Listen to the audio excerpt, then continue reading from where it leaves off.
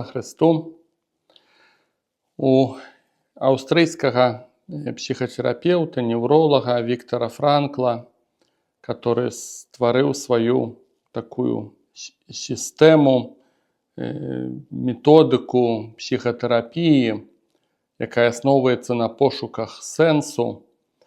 Ёсць шмат артыкулаў, я ў свой час чытаў, і розныя кнігі, і артыкулы ягоныя. Канешне, это вядомая кніга «Сказать жизни да», такая біяграфія ягоная, ягоны побыт у концлагеры ў нямецкім у часы вайны.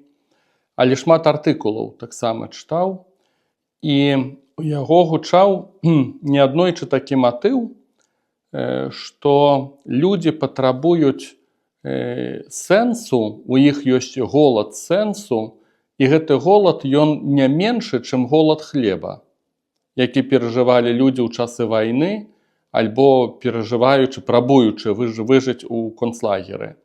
І Франкл неаднойчы падкрэсліваў, што голад сэнсу, пачуццё сэнсу, ён такі самы важны, як голад хлеба.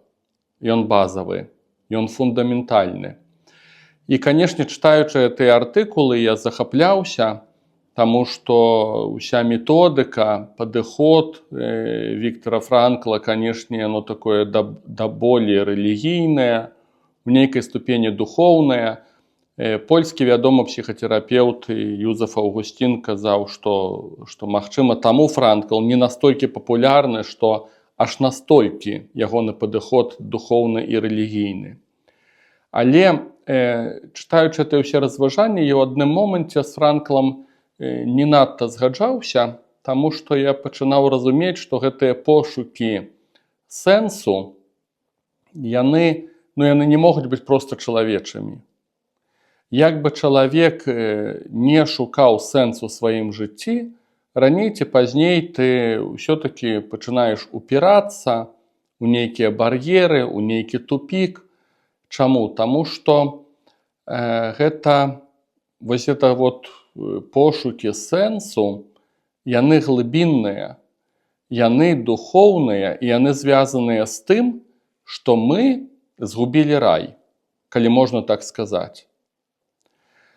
Некалі я пачуў такое класнае выказванне, што мы у нейкай ступені заўсёды голодныя, заўсёды ненасычаныя унутрана, таму што у кожным чалавеку засталася памяць пра рай, пра тую зямлю абяцаную, которую мы страцілі. Канешне, гэта вобраз. Ніхто з нас гэтага месца не памятае, але вось это вобраз ён трапны, таму што у нас, у кожным з нас ёсць нешта такое глыбіннае, што не насычаецца. І гэта глыбіннае можа быць насычана толькі Богам. І таму проста чалавечыя, на ўзроўні навукі, на ўзроўні псіхатэрапіі, некаму гэтага дастаткова, але я разумеў, што это не да канца. Гэтага мала, проста па-чалавечы шукаць сэнс, знайсці сваё месца ў жыцці, гэтага мала. І калі я на гэтую тэму неаднойчы разважаў, я ўбачыў такую дзіўную рэч, што у Святым Пісанні так многа ёсць тэкстаў, которые гавораць Бог і гавораць Христос, і яны звязаныя з насычэннем. Бог абяцае, што Ён будзе нас насычаць, і перш за ўсё гэта будзе звязана з такімі паняццямі, як прага ежы і прага вады.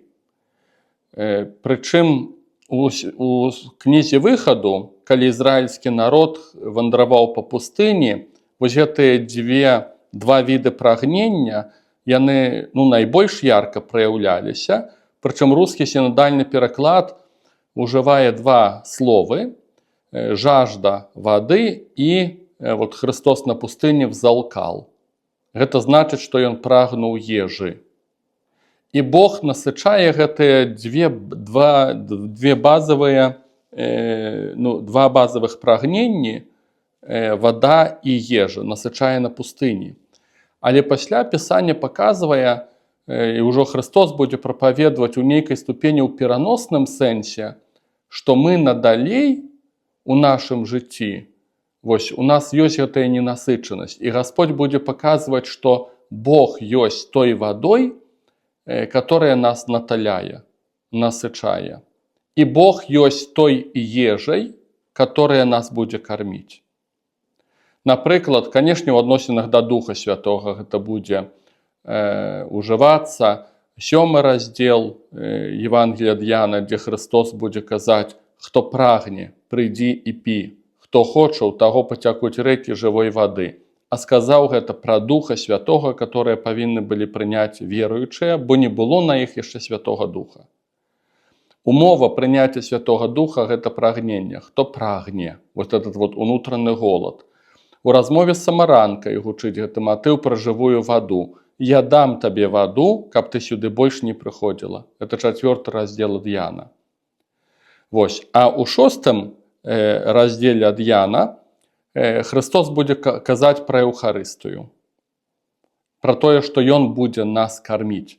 І вось гэтыя вобразы Новага Завету, яны ўжо, не хачу сказаць у пераносным сэнсе, таму што яны з аднаго боку это не сімволіка.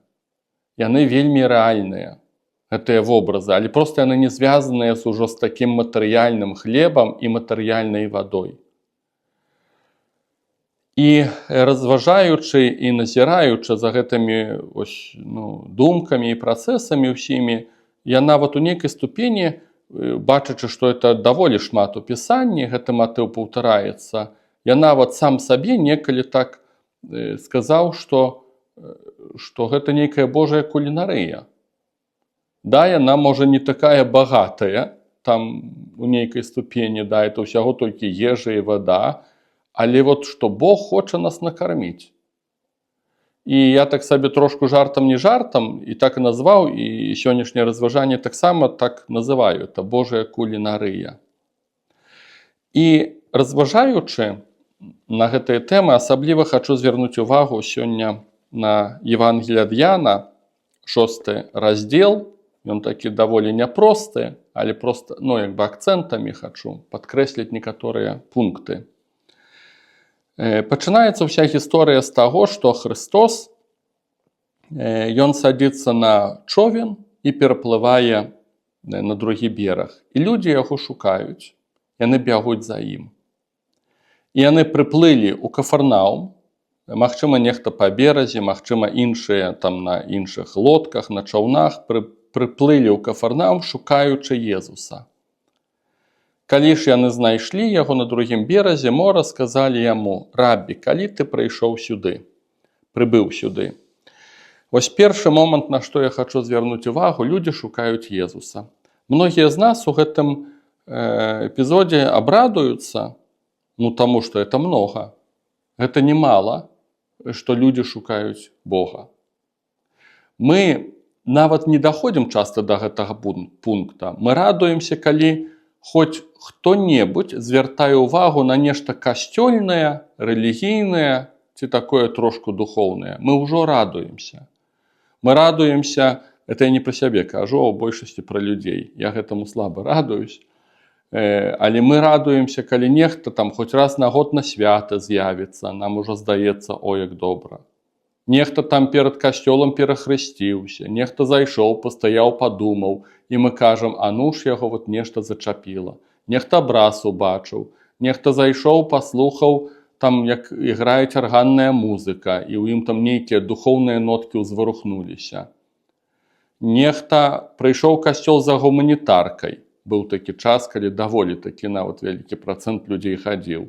Нехта скарыстаўся магчымасцю, выехаў на захад, у Еўропу, у Польшу, і мы ўжо думаем: а ну ж ён там нешта Божае убачыць. І мы для гэтага, каб людзі хоць як-небудзь адгукнуліся, мы гатовыя на многае. Мы як грамадства, як касцёл, як хрысціяне, мы гатовыя запісваць многія відосікі. Мы гатовыя прыгаць, танцаваць, скакаць, спяваць, кувыркацца. А ну ж нехта некага нешта зацэпіць.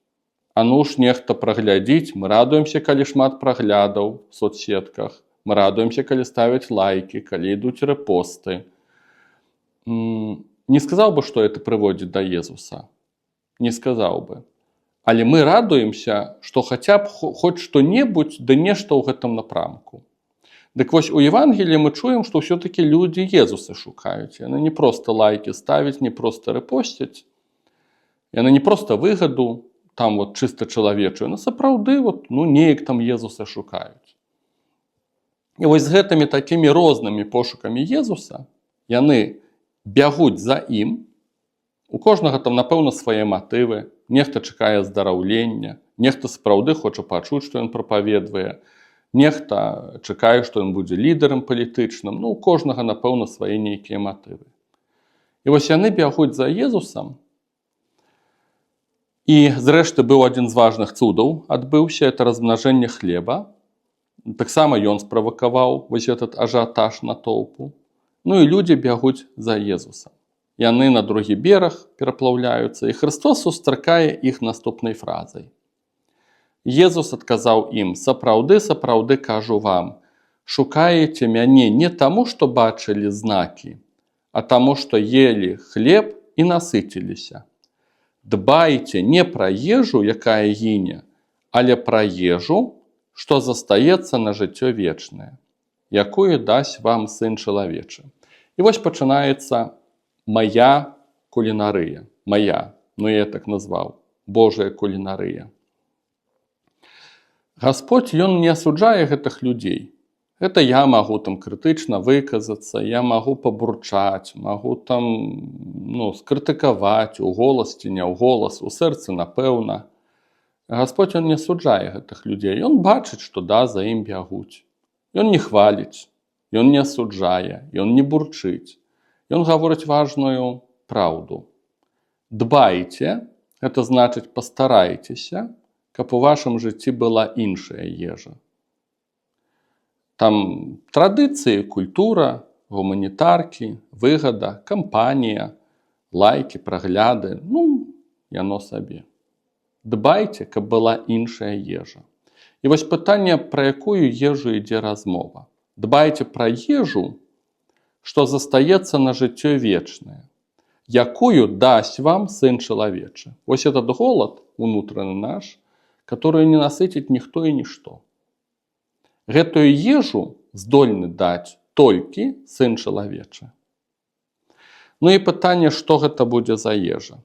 Далей мы чытаем такі даволі вялікі тэкст вучэння Хрыста, і між іншым гучыць у тым самым 6 раздзеле.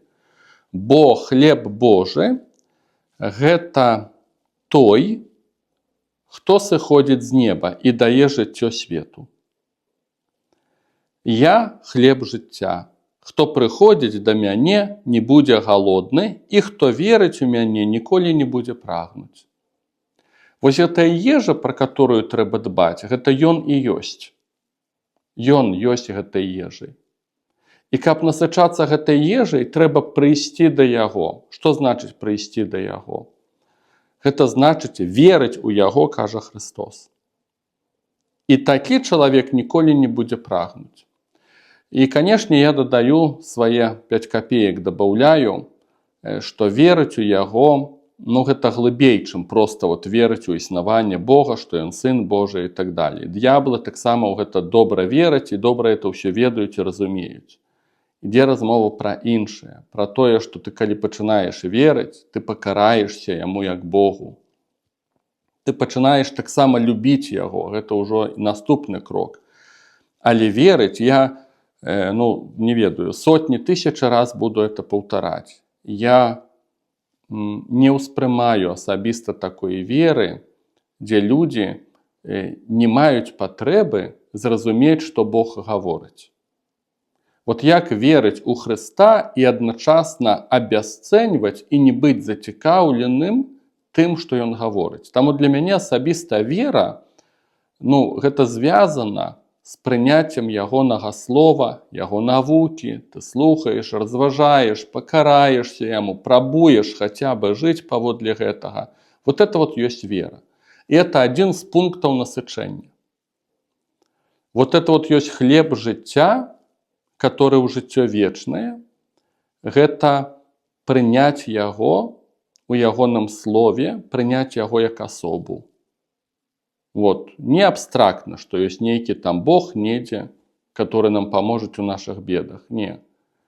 Ён нешта важнае прынёс у гэты свет. Это першы пункт насычэння.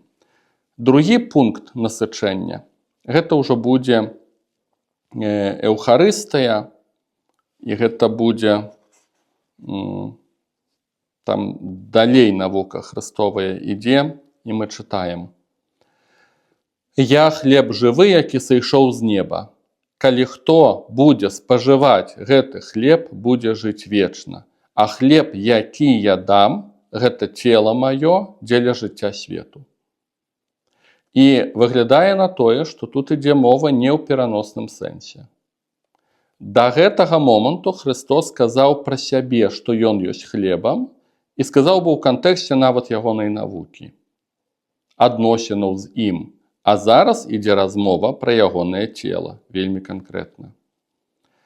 Чытаем далей. Езус жа сказаў ім: «Сапраўды, сапраўды кажу вам, калі не будзеце спажываць цела Сына Чалавечага і піць ягонай крыві, не будзеце мець у сабе жыцця.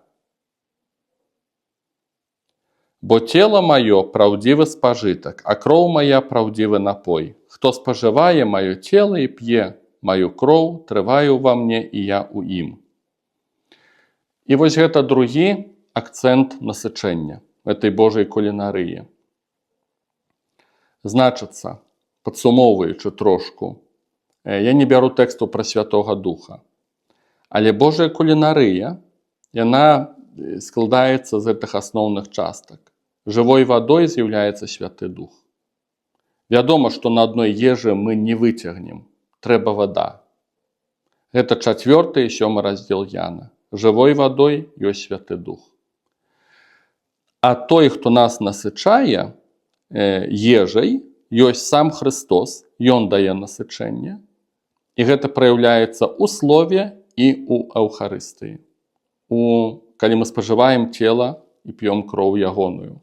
І таму святая літургія складаецца з гэтых двух асноўных элементаў насычэння.